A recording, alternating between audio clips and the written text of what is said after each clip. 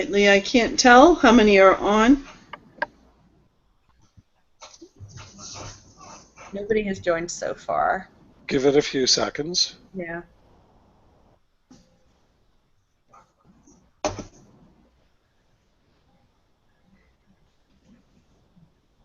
Hmm.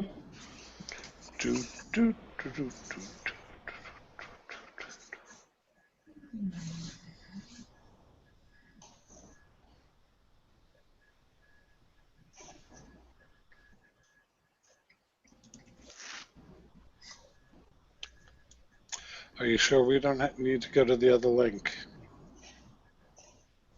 I don't think so. Are you sure? It says on the website that we're live. Yeah, but live on this Hangout or the other Hangout, because they're two different Hangouts. Let me see. Well, seeing as we're getting the questions on this one, I would assume that we were on it. Yeah, that's what I'm thinking too. Okay. Let me try joining from my other computer and see if it turns anything up. So, Yeah, I can see it.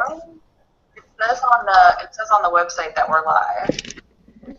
Yeah, but Yeah, you can click on the thing and it'll take you right in. I just tried it. Hangout, because they're two different Hangouts. It says we have 7 viewers now, so they're starting to come on. Well, seeing as we're getting the questions on this one, I would assume that we were on it. Yeah, that's what I'm thinking too. Okay. Let me try joining from my other computer. If it turns anything up. Oh. Yeah, I can see it. It says on the website that we're live. Yeah, but Yeah, you can click on the. do you still have the other one going, Leah?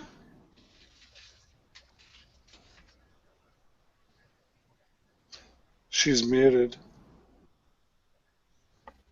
Because it seems like it's looping, or there's a delay. I think there's a delay on it.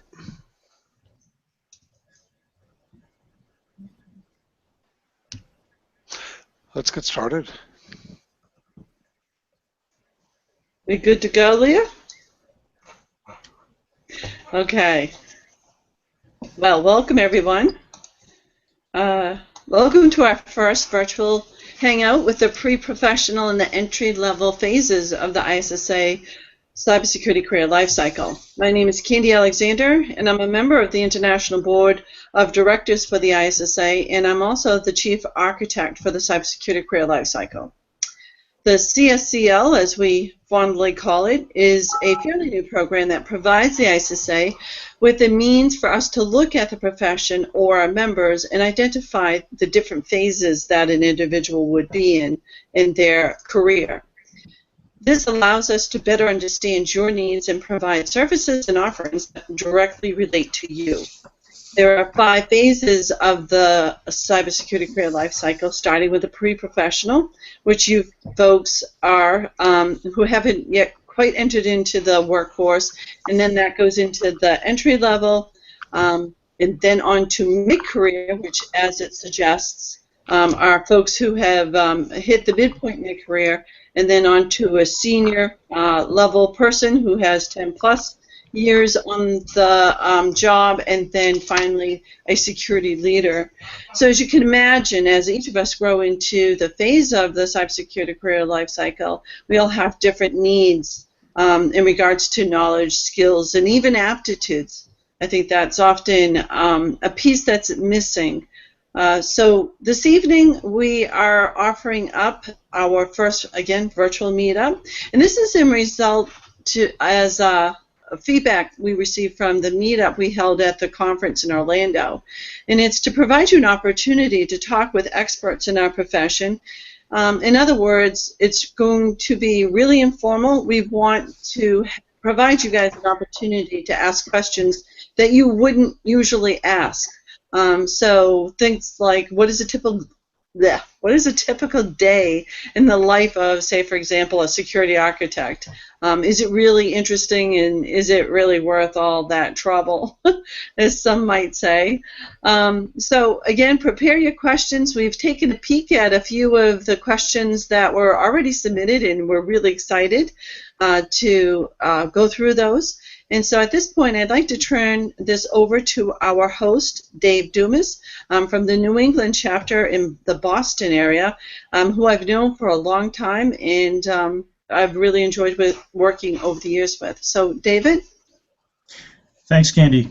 The first thing I want to talk about, and I want both Michael and Fritz to talk about, is how we get started. Just to sort of get some type of a grounding, not related to my bio, but really, how we get into the security field. So the reality is, the way I started, it was a lot of dumb luck, and it happened in 1986 at Digital Equipment. There was some interesting security stuff going on, and I was a programmer, and so I said, security looks kind of interesting. It makes you more of a generalist. You have to know something about physical security, logical, network, information, database, applications. I was just focusing on the applications part of it, maybe a little bit in the operating systems. And so I said, hey, let me try this out, see if it's okay. Because I was early in my career, and I said, nothing to lose.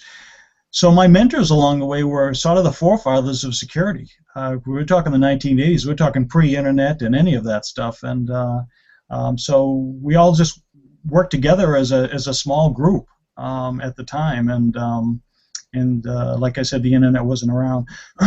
How I really get into this stuff is I started volunteering for security stuff in the company, security engineering and different things like that, and just trying to help the business where I could in it, because I thought it was interesting.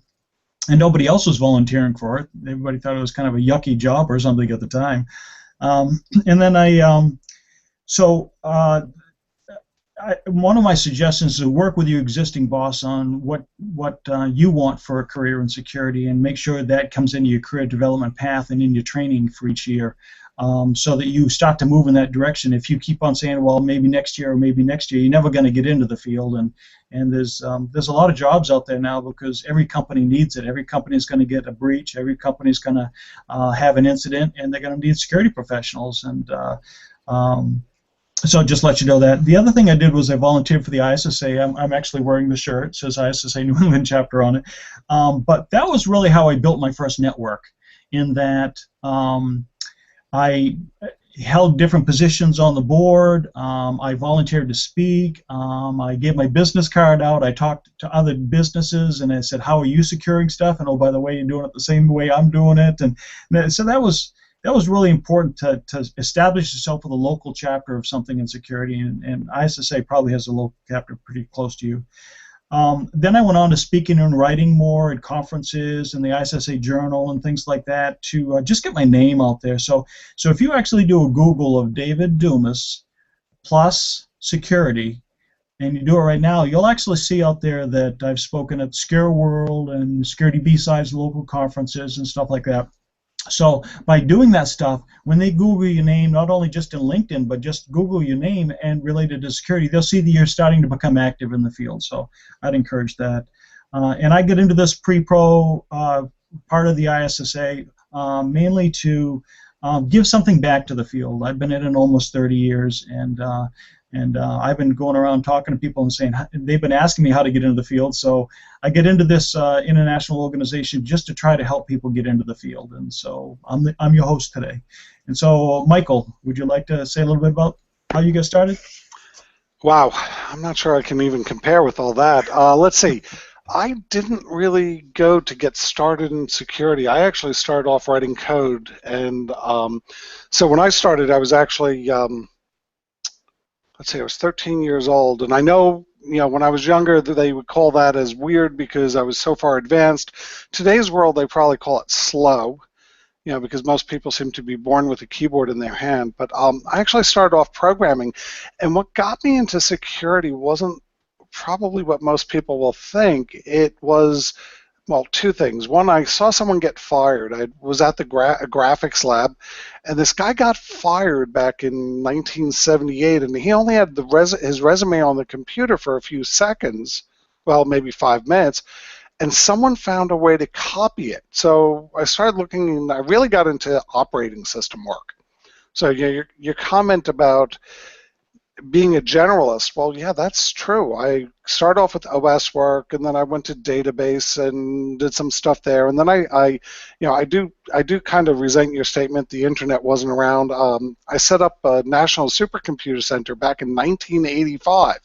So yes, you can actually Google me, and you'll find stuff back to 1986, which is kind of scary because it means everything's out there forever. And it was there that I really started getting heavy into security. When you run a supercomputer center or you set it up, everyone wanted to hack into it. I mean, we had a machine that did 1 billion calculations a second, and it had a terabyte of disk storage in a room about 6,000 square feet. Matter of fact, I've got 18 terabyte on the little server sitting next to me, and I could add more to it. So I kind of did the fall into it, and I fell into it at a great time. I wound up going and becoming a staff fellow at a company called Compaq, which I'm not sure if anyone remembers that, but it was right place, right time, but making yourself available, being interested in doing stuff, and going beyond what was there to do something new. Yeah, if you Google me, you'll actually find like a whole bunch of patents and stuff like that, which means I really was in the field early, I guess. So, that sort of thing. And what was the next question other than how I got into it? That's all. Okay. That's what we want to cover. Fritz, would you like to give an overview of how you got started? Yes, sir. So I'm a youngster, I guess, compared to these two guys. I've only been doing this for about 15 years. I actually got started in my career in law enforcement. I was a deputy sheriff and wasn't quite paid enough, moved into IT, and I guess the personality sort of gravitated me towards security. I understood physical security very well, so I got my opportunities along the way really started out in tech support, and had opportunities to play with the firewall, to patch, install antivirus, and got involved in a lot of security tools and controls. And then our company went through a SAS 70. Back then it was called a SAS 70. We had to institute a lot of security controls. So I was put in charge of that and went through, implemented all the security controls, and then we passed the SAS 70. So that was my first experience, and really sort of brewed that interest in going into security as a career specialty within IT. So really getting the certifications, and just as the others were saying, being willing to volunteer and do some of the things in security capacity, and then after a while you learn it, you get to know it, and they get to know you as somebody with an attitude and an aptitude for it. And then at that point, once you get more experience, once you get more certifications, then you start getting that on your resume. You get more opportunities to actually go and apply for an actual security titled position, and then it just kind of goes from there. It's a very specialized field with a lot of different areas, and you can be a forensic person. You can spend an entire career doing just forensics or security architecture, or you can go into the business side, the CISO side, and so forth. So that's mine.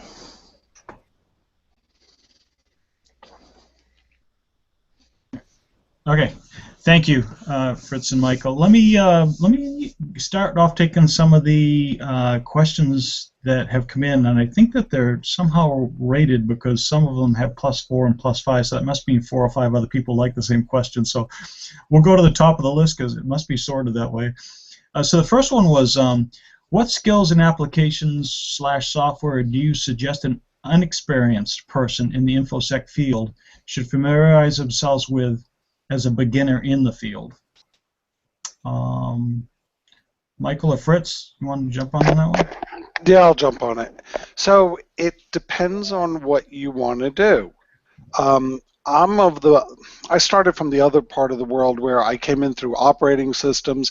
Networking was over telephone lines when I started, and then went to something called TCP/IP and all this stuff. So I grew up with it. Nowadays, it depends on what you want to do. If you want to do penetration testing, well, first there's certain tools you should learn just to learn them, but then you should go and start looking at the operating systems and application security, secure development lifecycle, because when you have that knowledge, then you can figure out how you're going to break in or try and penetrate someone else's product. OWASP is a great place if you're going to do software. If you're going to do networking, there's a whole suite of tools that you can look at there. But it's not just running the tools. Anyone can run a tool. It's developing the intricate knowledge to figure out, geez, how does this work? Okay, if this works like this, and of course you're going to sit there and say, this works like this, then what about that?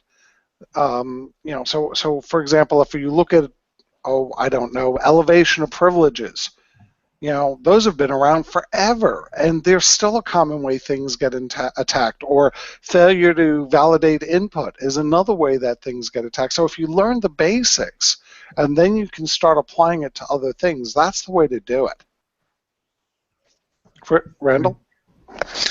Yeah, I completely agree with that. I also would say, some of the most basic tools that we use, Nmap is a very, very good tool just for network troubleshooting, testing, open ports, and able to really utilize that tool. You got to understand the ports and what is a function of a port and why is it there and why is it a big deal that it's open or closed. And then we look at the network itself. That points us to firewalls. Install a basic firewall. You can install a monowall, pfSense. Those are open source virtual firewalls. Play with it. Figure out, how do I build a solid access control list? How do I set up a VPN? Use those tools that are free and test them out. Find out, how do they work? What do they mean? What is a port? The TCP/IP.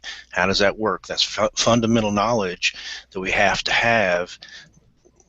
Tools notwithstanding, we've got to have that knowledge in order to actually be able to use any tool.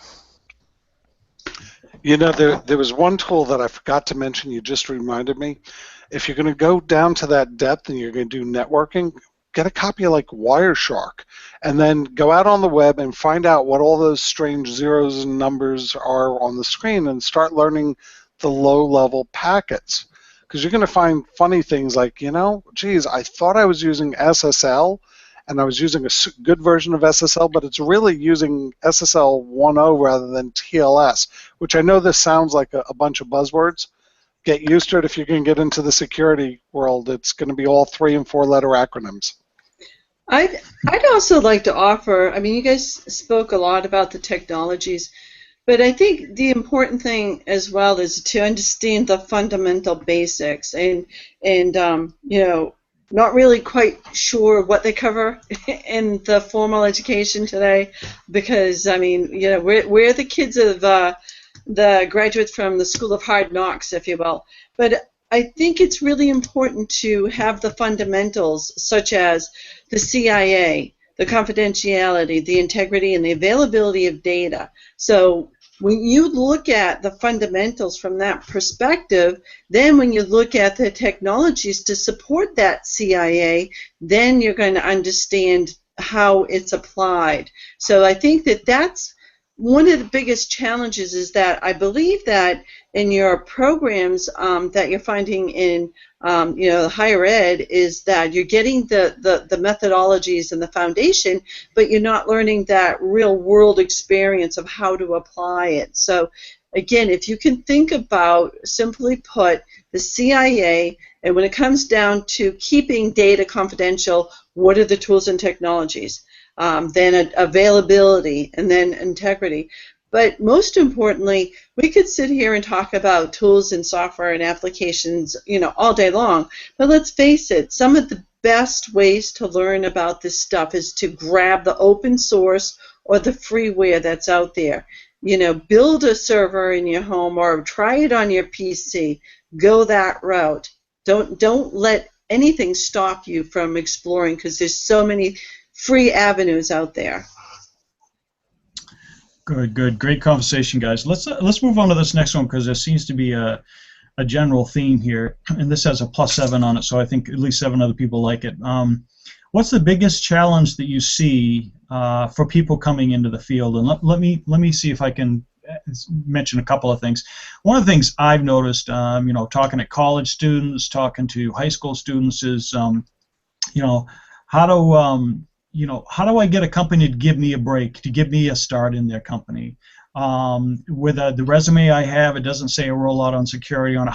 How do I jump in and somehow get into this field if I want to be in it for the long haul? And I think that's a really hard thing to do for a lot of people that don't have a lot of experience. That's a theme that I just keep on hearing over and over again. Have you guys got some ideas on biggest challenges? Yeah, I guess I'll shoot first. Or Randall, do you want to go first? Okay, I'll go first. So it's interesting. There's really a few things. First of all, there's how do you get noticed? And you don't want to get noticed in a bad way. And then there's how do you know that the skill set you've got is really viable, is really going to get you the job. So as far as getting noticed, unfortunately, this is the toughest thing I find find lacking in people. Anyone can fill out a resume, but 9 times out of 10, it's going to be someone that you know that's going to refer you for a position. And that's going to be the kick that's going to get you in through the door. But then how do you get the visibility to the people who are actually hiring? Well, you don't want to break into their system because that'll get you thrown in jail, and that's usually a bad thing to do if you're going to try and get a job, right? So, you can write blogs, you can post, you can write articles, you can write responses to articles that have been posted in the news. You can also go and, most places have ISSA, ISACA, there's a number of public organizations, as is, you can actually go and start participating there. Yes, go there, show up, comment, participate. Just don't go there, sit there, get the lunch, and leave. You got to get into that uncomfortable zone of introducing yourself. And I know that's really tough for a lot of people, especially if you're first starting out. I never was very outgoing. I know that's tough to believe, Candy, but it's true. And as time goes on, you'll get the experience and you'll get the relationships, but it's getting your visibility.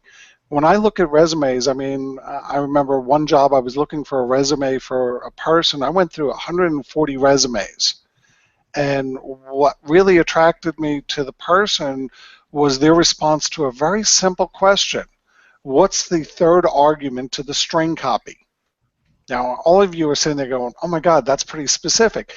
The response that I really liked, that got the guy the job was, I don't know off the top of my head, but I could tell you where I can find it in a matter of 5 or 10 minutes.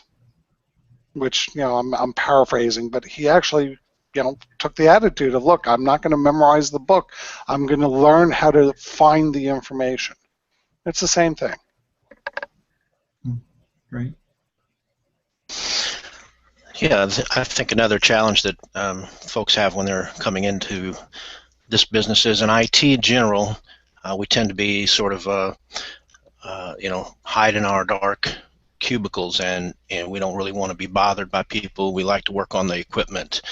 And we like to solve problems and troubleshoot. In security, you can't really do that.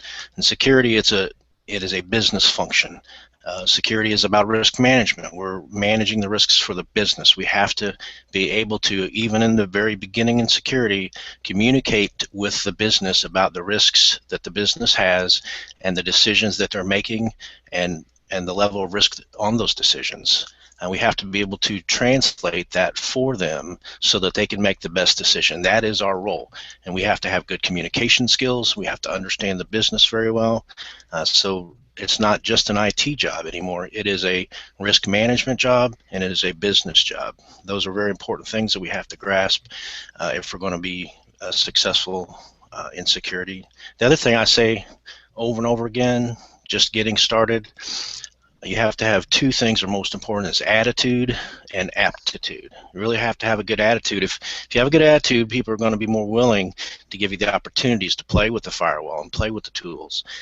If you don't have an aptitude, that means you really can't pick it up very well. You've got to be able to pick the things up as they come and learn it. So those are two things that I think are very important.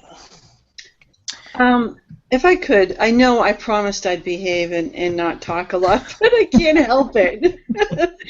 So one of the things that we've, and I'm going to take like the ISSA cheerleader position.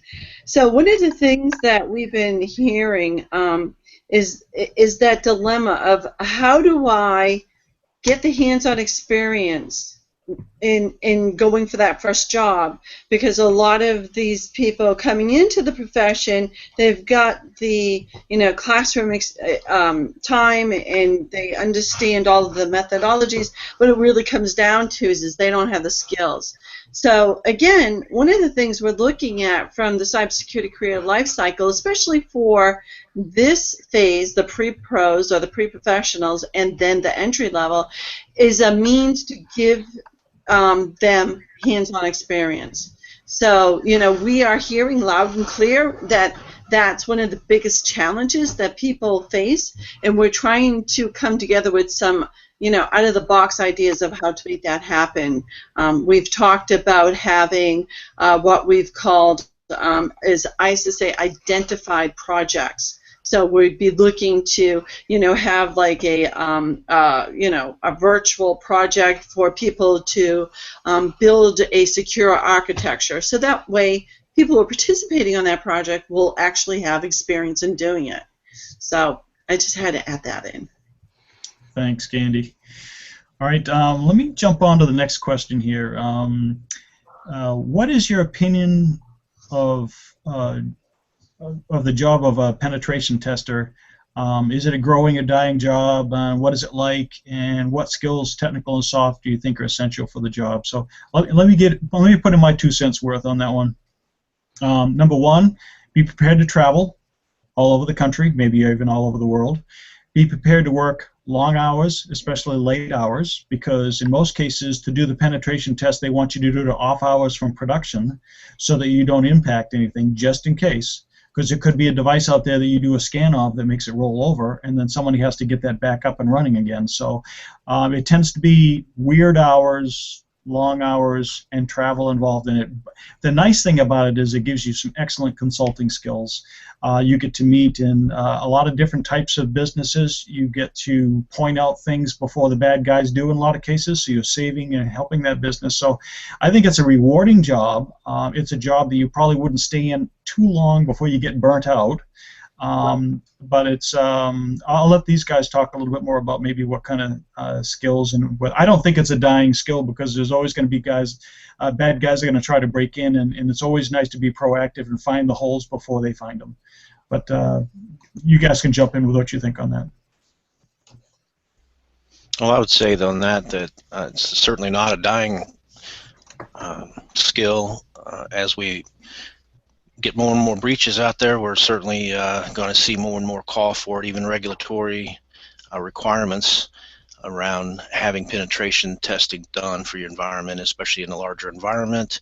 If you take a lot of credit cards, they're going to ask that you have that done and show proof that you've had that done. So there is definitely a call for it, but I think that it is. We have several levels of it. You've got some people that are very scary.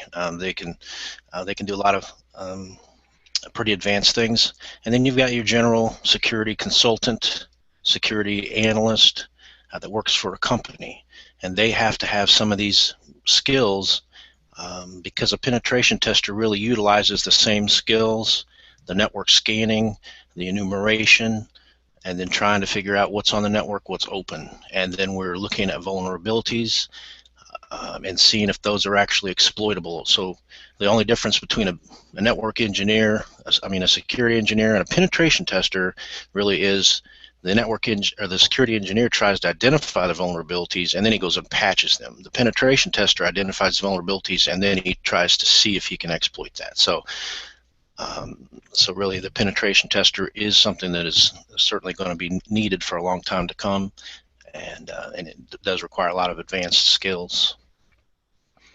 So I'll actually take it from a little bit of a different tact. First, as a skill, you need to be able to do what's known as threat modeling. You need to look at an architecture, be able to communicate with people, find out all the nuances of the architecture. What talks to what? What's the protocol? What files are there? Anything you can to enumerate the environment. And then based on that, you're going to look and say, okay, here's what I think are the threats. This is what the likelihood of this threat happening. You know, one of the natural things we do as security professionals is we want to be 100% secure. Get over it. It ain't going to happen. And if you do make it happen, the company is not going to survive because they won't be able to get the day-to-day job done. Okay? So threat modeling is something that's critical. Now, the downside with threat modeling is you'll find yourself threat modeling everything. You'll walk through the airport, be analyzing TSA's protocols. You know, as a word of advice, if you see something they're doing wrong, even though they say if you see something, say something, don't do it. Just don't. Trust me, it's not a good thing. So, you know, that's one thing that's important. The second thing is, no, penetration testing is never going to go away because we keep on changing the usage models. We keep on changing the deployment models. If you go back 7 years ago, bring your own device was new, it was hot. People were jumping on the bandwagon. You go back 4 or 5 years ago, it was virtual machines and cloud computing, and that was hot. And you know, then it was mobile computing. I mean, everything's going to change. That's the bad thing. The good thing is the threats will kind of stay the same, and you'll sit there after a while and go, damn, this is just like that, but it's a different mechanism. You know, it's the same kind of concept, but it's just a little bit different. So, you know, I think that you really do need to do that. Again, though, just learning how to run the programs at the beginning is good, but you need to go beyond it. And if you're going to do a network penetration testing, well, then you really should learn something about the protocols and, as Randall said, the ports and all this other stuff. So. Cool. All right, let's go on to another question. What are the major growth trends in InfoSec? Is it forensics, e-discovery, automation, log intelligence management? I just add a couple of things. One, I think that the whole log management and intelligence you can glean from, say, big data is going to be more and more important because you have to figure out, you know, when did they come in, where did they go sideways, what did they take, when did they send it out, and figure out all of that stuff. So a lot of us now is sort of a resilience model where if you're going to get, when you get breached, because it's just a question of when, how do you keep the business running, the critical parts of your business, and then how do you figure out what happened so you can get the bad guys out and keep the business going? And that's that a lot of that comes into collecting and centralizing the logs and figuring out what happened and how bad have I been kicked in the stomach and how to recover. The other thing I'd mention is that sometimes the trend may not just be in security. It may be related to what is the latest thing coming along. So the Internet of Things, I think, is there are going to be potentially billions, if not trillions, of devices out there with IP addresses and insecure platforms. They're little tiny things in your toaster and your refrigerator and cameras and all kinds of stuff, your cars, everything. So following that Internet of Things as it grows and morphs would be, I think, a very key area to sort of glean on. A lot of times there are different protocols than we're using, definitely different types of applications. So I think there's a big growth area in that from a security point of view. But I would go with the logging management and analyst skills as something that everybody needs right now. Would be a cool way to get into the whole thing. I think you got to be careful there, though, too, because, I mean, when we look at the cybersecurity career life cycle, you look at the cybersecurity career life cycle, you start from the basics with the pre-pro and the entry, and again, that's what goes back to the comment of getting the foundation. But once you hit that mid-career, the field is wide open. So, you know, when you ask the question of what the major growth trends are in InfoSec, it's kind of like, you know, I don't know. It's all over the place. The answer is everywhere. Everywhere is growing. And, you know, as David mentioned, we're only going to see even more specialty fields. I mean, when we first started, it was network security analyst, and it was information security analyst. That was it. And then came along to, you know, forensics, okay? So then there became that field of, you know, practice in information security. So I would say that the major growth trend is across the board, absolutely across the board. So let's take it from the question. So I heard, is it forensics? So just to give you all an update, if you're thinking about forensics, that now means that in most states you need a private investigator's license if you're going to go and practice forensics. It's kind of a bummer. I've stopped doing forensics because I don't want to get my PI license. E-discovery automation, I think there are a number of good solutions out there for that. Log intelligence management, there are a number of good solutions out there. If you're just starting out, you want to do something that is going to catch people's attention in a good way. So, you know, the thought about worrying about IoT, yep, that's a key thing. How are we going to deal with all these millions of devices that are popping up? You know, in '96, when I was part of a team, we wrote a white paper with Bob Kahn, Vince Cerf, you know, some people who are far more brilliant than I, and we talked about homing from work, and we talked about remote access. And, you know, if you want to go and look at where things are going to be hot, it's the bleeding edge that things are hot. And that's where you can actually, if you've got talent, you can build a career. Yeah, you do need to know a lot about that one thing, but that's going to be where you're going to start. And just for the reference, if you go to the cross-industry working team, XIWT, and look for scenarios, just Google those two phrases, and that should give you an access to the white paper. And I mean, remember though, it was written in 1990, published in '96. And yet it talks about today pretty accurately.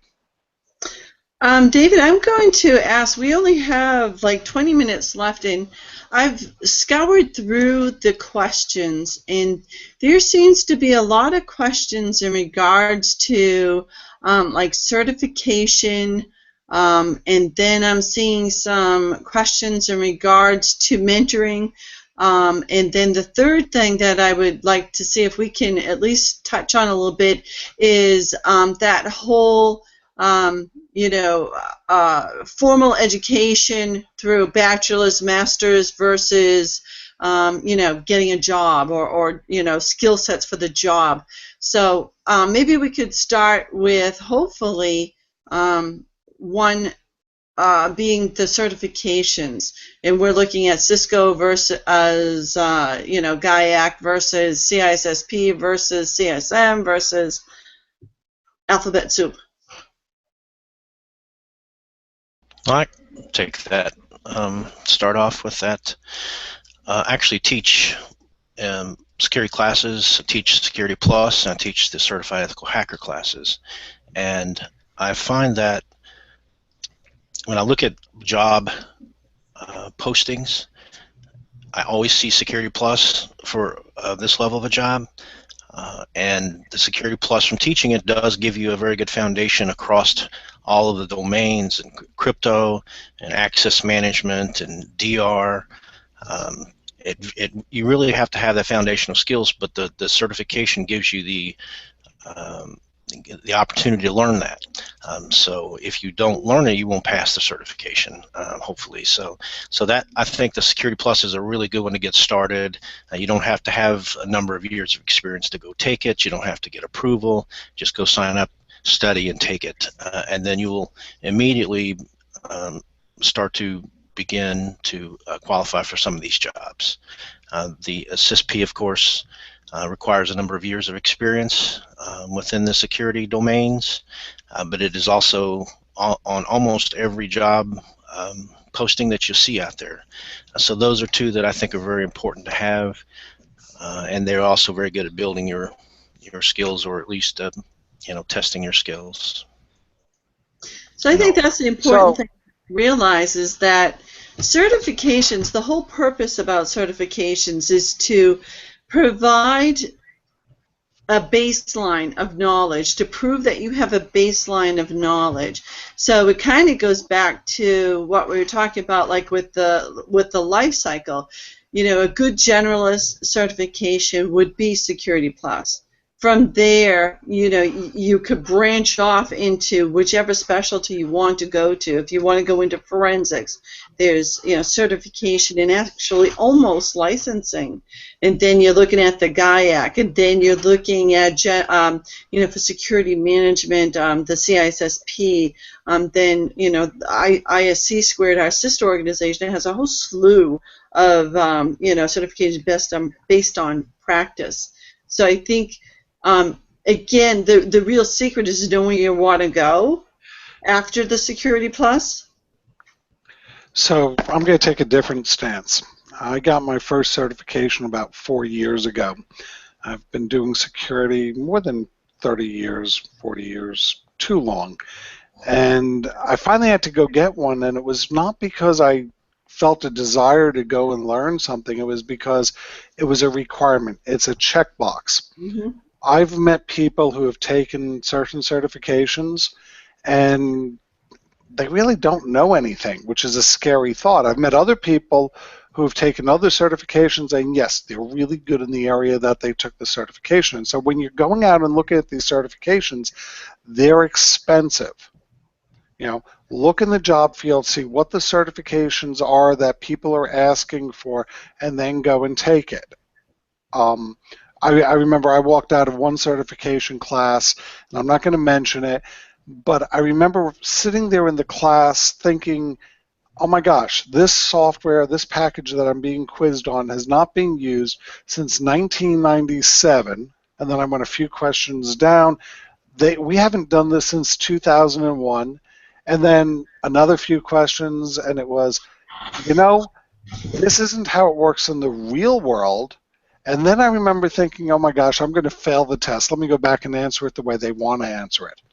And then at the end of the test, I walked out of the test and had no idea of whether or not I passed. So when you look at these certifications, one, they're expensive. Two, understand what the marketplace is asking for, and then get the certification. But don't assume because you get the certification, you actually know what is required for the position. It's a checkbox. Yeah, the only thing I'd add to that is the benefit of having a certification and also having an employer that will pay for education is that in order to keep the certification every year, you have to have 40 hours of training. And so that you can put on your career development and stuff. Hey, I have to keep my CISSP. I need those 40 hours, so therefore I need to go to that ISSA meeting. I need to listen on those webinars. I need to read a book on security. I need to give a presentation somewhere. And all those counts toward those points. So the nice thing about the security, having a certification, keep it for a long time, it says, I'm vested in this field. I have to have training every year to keep my certification. And that says a little bit about the individual, that they want to be a security professional, and they are trying to stay up to speed because they have to in order to keep the certification. So that's another way of looking at it. Yeah, absolutely. So again, in an effort to make sure we cover as much ground as possible, I might suggest that we consider going longer next time, an hour and a half or 2 hours, because there's a whole bunch of good questions, and for those of us who love our profession, it never gets old, right? One thing that is really important that I'm seeing in the questions, as well as I'm hearing from members and folks out there, is that whole dilemma of formal education versus experience. You know, how, you know, what's what's what is formal education the route you want to go and go to, you know, till there ain't no more, or do you go and get the basics and then jump on the job and get the experience? It's kind of like you know, catch-22. Of course, you know, being the chief architect for the cybersecurity career lifecycle, I have some thoughts on that, but let's definitely, you know, get that input from you guys, the experts, if you will. Yeah, that's actually the question that's right up right now. As someone with a bachelor's in information security, yet little real-world experience, how would you weigh the cost/opportunity of, 1, continuing on to get a master's degree in InfoSec, or 2, get a job in the field immediately? Michael, you want to hit that one first? I'm probably the worst person to ask about that. From my perspective, I've never let a degree get in the way of my accomplishing the job. I'm driven, I'm passionate about the field, so, you know, part of my problem is also when I started, there was no formal education. You know, it was solve this problem. Oh, here's the solution. And then all of a sudden I'd have some lawyer show up in my office and say, we're patenting that. You know, so it's really a tough one. In today's economy and knowing the cost of these things, I would say try and get a job with your bachelor's, okay, and work on your master's in your own time and maybe get the company to cover part of it, or go and find something in which there is no formal education and start working in that area after you've got, you know, you've got some experience. You know, there's plenty of cool stuff being done out there, and that's the place where people pay the big bucks. It's the stuff that is not the mundane, not the everyday. You know, it's go to the future, look towards the bleeding edge. And unfortunately, the downside of the bleeding edge is you make your mistakes, you get cut. You succeed, the rewards are there. Cool. Fritz, you want to mention anything? Yeah, I'd have to agree with that. I'd say if you don't have a bachelor's degree in today's economy and today's working environment, definitely that's something that you should be getting, but not waiting for that. Go out and get a job, because experience really trumps everything. I'd rather have somebody with 10 years experience than a bachelor's degree with no experience, but certainly somebody with a bachelor's degree, and depends where you want to go. If you want to be a penetration tester, I don't think there are too many master's degrees that specialize in that, at least yet. But if you want to be a CISO, certainly a master's degree is going to be very helpful for that. But definitely don't wait to get the experience. Go ahead, dive in, start working on it, and then do your master's in your you know, in the evenings or weekends. I would agree. And I'm going to say something shocking there. The key is the days of being able to do stuff without a degree in this field are really no longer here. You need some sort of degree. And I know that's shocking for some people, but hey, it's reality. You know, even if the degree is in psychology or sociology, you can turn that around. Heck, actually, I'd rather if most people that I interviewed had a degree in English Lit so that they could actually write some of the reports properly. But that's another conversation.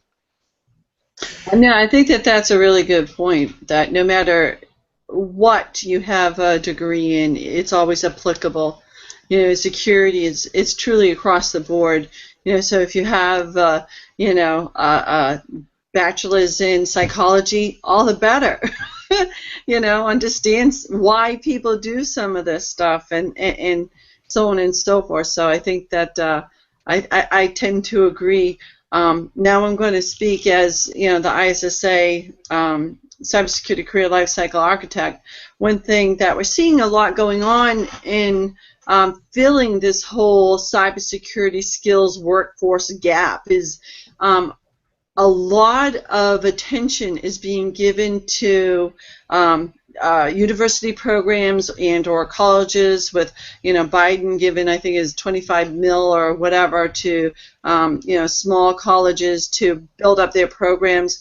I think that's fabulous. However, in order for us to meet today's need of the cybersecurity professionals or the workforce, we need to get experience. So if you're in college, if you're in getting your degree now, start getting your experience. If you're not a member of the ISSA, then consider it, because again, you need to have that network and you need to have that skills. So when you hit the gate, you can actually hit it running as soon as you graduate, which kind of brings us into that next one that I saw up there, and that was on the mentoring. So, you know, I'm sorry to take this over, David, but I know you and I, we've had some pretty phenomenal mentors in our experience, and I would like to hear from Fritz and Michael. How important is it to have that mentoring and that coaching? I mean, did you guys have it?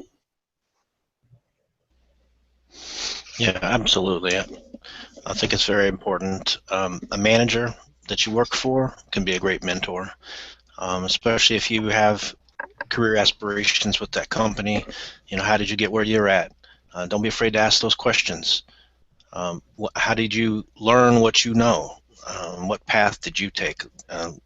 That manager, other people that are already working there. When you go to ISSA meetings, don't be afraid to go up to people and shake their hand, introduce yourself, trade business cards, get to know those people, build a network. And those people, especially people in security, what I find is we're all very interested in helping each other. We're all very interested in sharing what we know and how did we get here.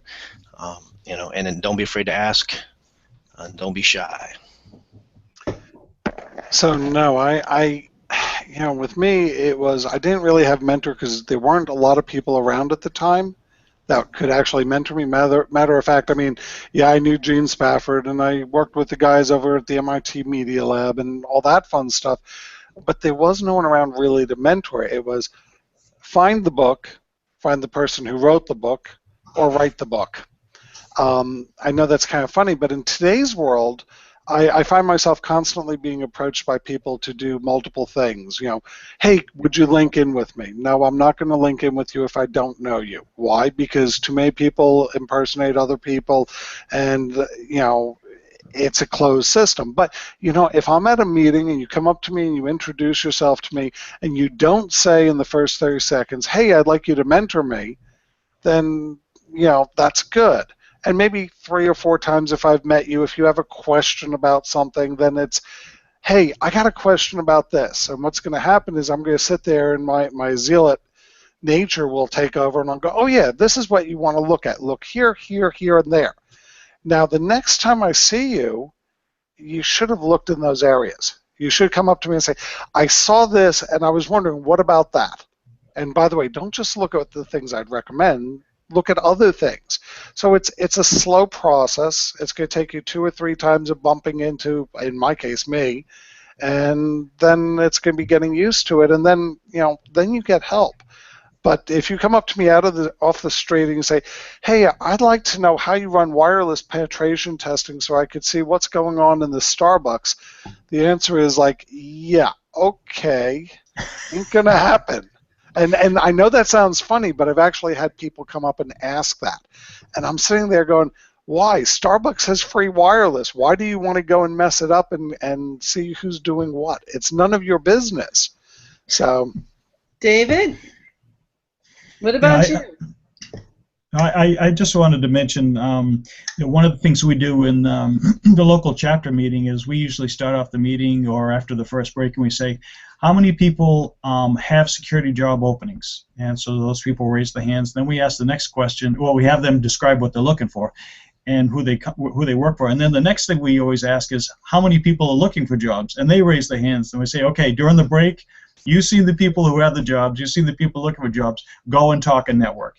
And that's been a wonderful way. I know of one board member who that's how she found her next job, was by finding out that someone had a job, and she said, I'm interested. I know you, and there was a match there, and she got hired by that company. So that networking capability, and if your local chapter doesn't do that, then go up to the whoever is running the meeting and say, hey, could you ask this question just to see, what's out there? You may find 4 or 5 jobs out there that would be almost in your wheelhouse, and talk to those people, and then do the thing like Michael's talking about, and over time you build a relationship, and that could be your next job. There's 2 things I've seen that have worked really well along that line. One is people will volunteer to sit at the check-in desk. So you're new in the field, you don't have a lot of experience, you don't know people.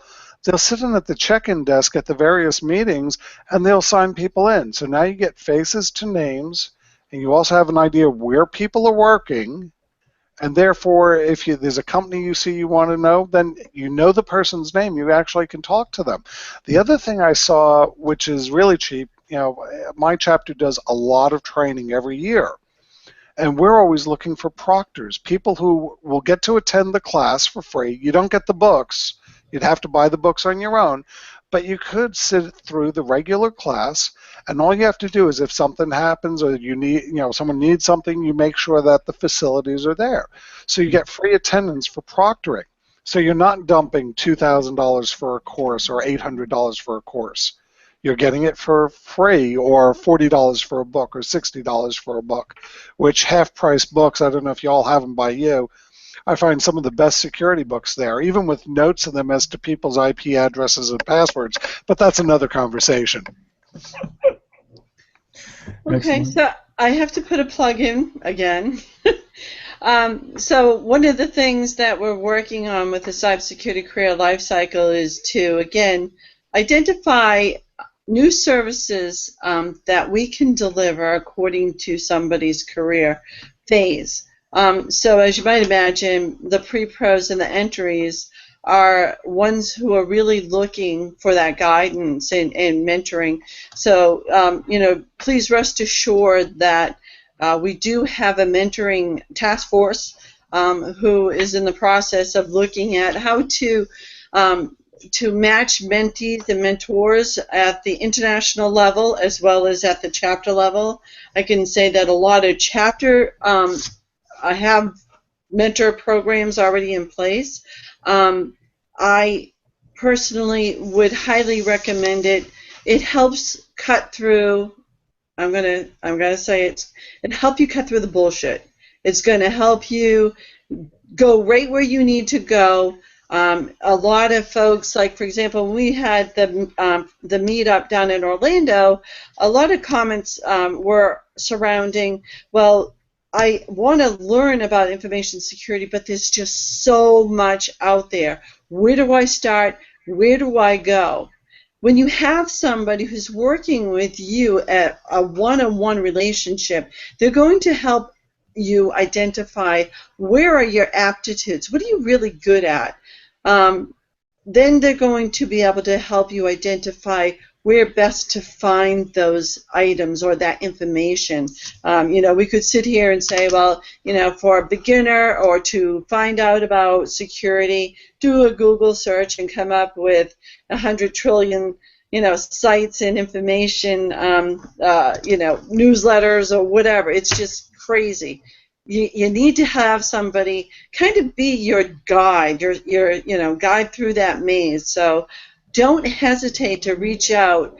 One of the things that it's important for the pre-professionals to understand in the entry level, actually any level, is that when we have found that when people go through the cybersecurity career life cycle and they hit the upper end of the life cycle, say for example like the senior level or even the security leaders, all of us here on this call that are in the panel, we're looking to give back, and that's why we're here tonight, and that's why we're in the long haul. So it's a common theme across the board. When you have a lot of people who've been in the profession a long time, we're looking to help guide those folks along. So do not hesitate, to come back and ask folks for, a little bit of advice, because we've all been there. It's a tough road to hoe, for sure. So, David, I'm going to hand it back over to you because it's like 7:30, so perhaps we could do a wrap-up. He's muted. I think Michael wanted to say something. Yeah, I actually did, and I'll wait for the wrap up and I'll say it then. No, I don't really have a lot to comment on. I think this was a lot of fun to do. I think we had a great set of panelists, and I thought the questions were excellent. So I think there's going to be a post survey that you can take. So we're looking for feedback on whether to continue this, and I'll pass it off to Michael. Oh, darn, I didn't want to go first. Okay, so a few things. First of all, thanks everyone for taking the time and listening to me blather about security and what to do. There was one question I saw that I didn't see get answered, so I'm going to take 5 seconds and hit it. It was about, you know, the difference between ethical security and unethical security people, or the people who are the cyber war, cyber criminals, that sort of thing. And the answer is keep your ethics. You know, if you think something is wrong, it probably is wrong. Don't go and do something you think is going to be questionable. Yes, it will get you a lot of attention for a short period of time, but in today's world, it's not going to get you a job. It might have the exact opposite. So, you know, if you think something's not ethical, it probably isn't ethical. Fritz, do you want to say anything? Yeah, thanks everybody for attending. Wish you a lot of good luck in getting into this. That's a great field to be in. Everybody I know in security is very passionate about it, and it really is great to work in a field that you love. So good luck and keep working hard. Candy, any closing remarks? I'd just like to remind everybody that, you know, we're in a constant state of improvement and in development. So feedback from you folks out there who are, you know, hanging out with us tonight is very much appreciated. These questions, I hope we're going to be able to capture, and perhaps we can, you know, get some type of response back to you folks. I believe we have a survey that's going to be sent out in the morning, so you need to let us know if this works. Then we'll keep doing it, and then let us know. Again, any issues that we can help you with. Again, that's why we're here. So that's pretty much what I had to say. All right. So I think we're done. Great. Thank you, everyone. Thank you. Bye-bye.